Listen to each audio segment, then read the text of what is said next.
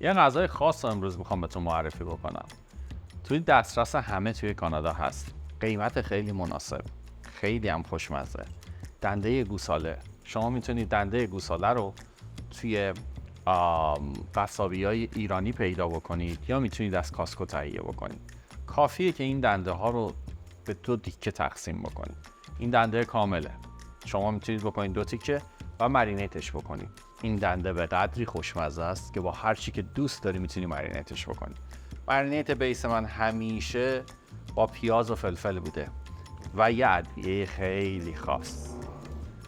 نمک دریایی، فلفل نیم دور شده، پودر پیاز، پودر سیر، یه مقدارم سماق پشت بزنید. کافیه که 2 روز توی این مرینیت بخوابه.